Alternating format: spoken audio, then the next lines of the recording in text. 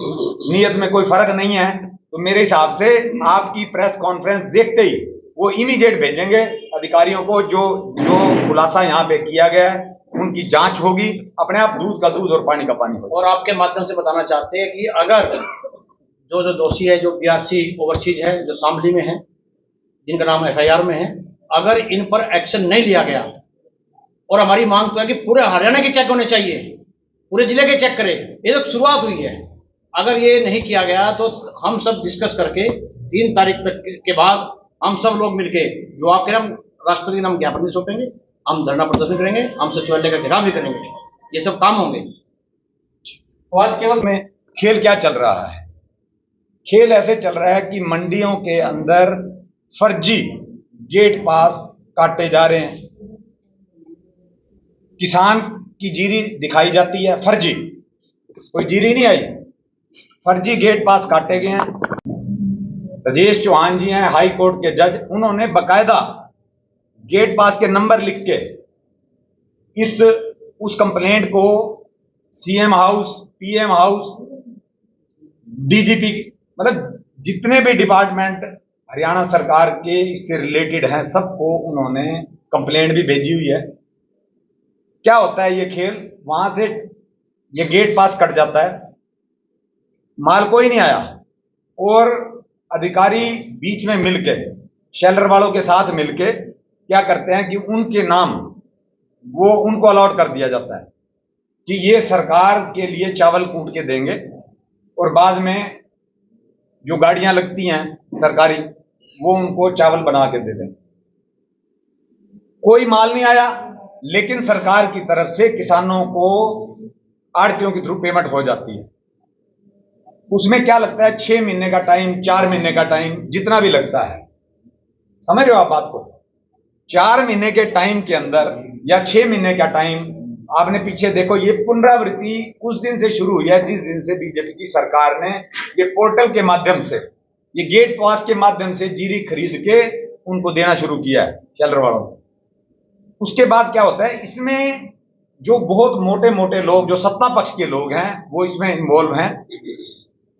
अब मान लिया उन्होंने चेकिंग की, तकरीबन जैसे प्रधान जी ने बताया लगभग 1 लाख से ऊपर बोरियां वहां पे शॉर्ट है, और खाना पूर्ति करने के लिए सगा मंडी के अंदर इन्होंने क्या किया कि वहां से ये कहा कि हमारा माल वहां पड़ा है। पहले तो वो इलीगल है कि वहां माल रख ही नहीं सकते, क्योंकि कानून है जहां पे जिस मिल का माल होगा वो मिल में ही जाएगा, ऐसा तो नहीं है कि वो इधर उधर भेज देंगे। वो माल वहां गया, वहां उस फड़ के ऊपर, सगा फड़ के ऊपर, जो अनाज मंडी फड़ के ऊपर कहा यह गया कि जीरी सूखने के लिए गई हुई है। अफसर ये कह रहे हैं, जबकि जिनकी चेकिंग हुई उन्होंने ये कहा कि हमारा माल वहां पड़ा है, जबकि वो उनका माल है भी नहीं। 3 कंपनियों का माल वहां बताया गया है, एक शनाया राइस मिल, एक मित्तल राइस मिल, और एक कह रहे हैं सूर्या राइस मिल।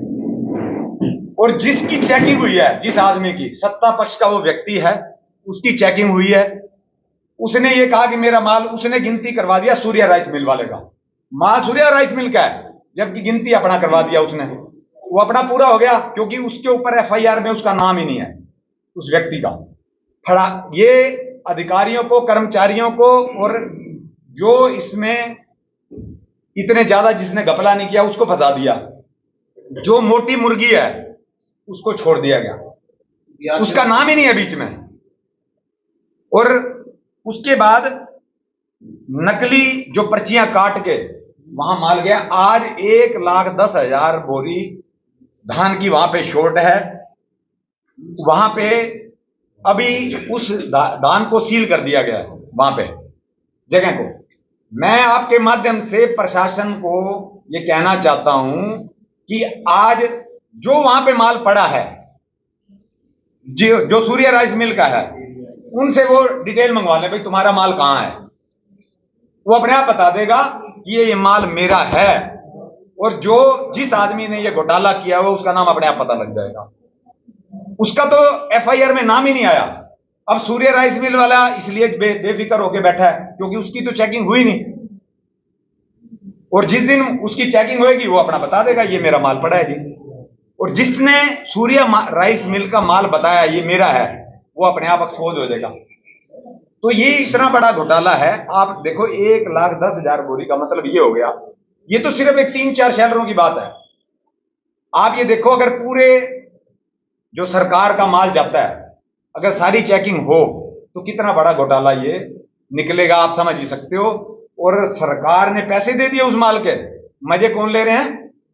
सत्ता पक्ष के लोग जिनके शेलर हैं। तो मेरी आपके माध्यम से ये निवेदन है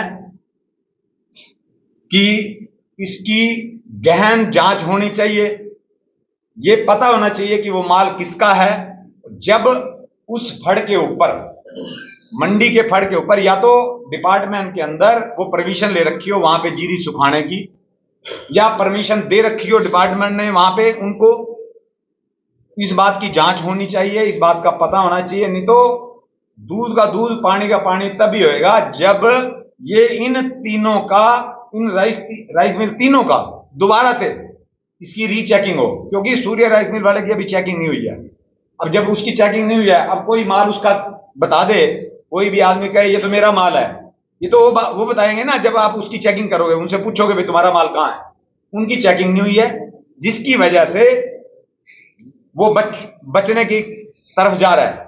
लेकिन हम ये कहते हैं कि नजायज किसी के ऊपर कोई कार्रवाई नहीं होनी चाहिए, ना नजायज किसी को फंसाना चाहिए। जो दोषी हैं वो फंसने चाहिए और उनके खिलाफ कार्रवाई होनी चाहिए, जो सख्त से सख्त कार्रवाई है। हम आपके माध्यम से यही डिमांड है कि डीसी साहब, डीएफएससी साहब, एडीसी साहब, एसडीएम साहब और एसपी करनाल, ये सारे टीम बना के जाके पहले ये स्टॉक चेक करें, और सील खुल गई तो वो अपना स्टॉक पूरा कर लेंगे। हालांकि इतनी जल्दी अगर वो आजकल में चेक करते हैं फिर तो सारा कुछ पता लग जाएगा, नहीं तो फिर वो तो भाई अपना वहां पे जीरी रख देंगे कहीं ना कहीं से मंगवा के, और ये मुद्दा यहीं पे फेल हो जाएगा और खत्म हो जाएगा। बहुत बड़ा घोटाला है। अगर इसकी पूरी बारीकी से जांच की जाए तो ये बहुत बड़ा घोटाला है, और सरकार के रेवेन्यू को, सरकार को सरेआम चूना लगाने का काम किया जा रहा है। तो इसकी जिनके ऊपर एफआईआर दर्ज होनी चाहिए थी उनके ऊपर कोई एफआईआर नहीं दर्ज हुई। इनोसेंट लोग हैं जो, मैं ये नहीं कहता, जांच का विषय है, हालांकि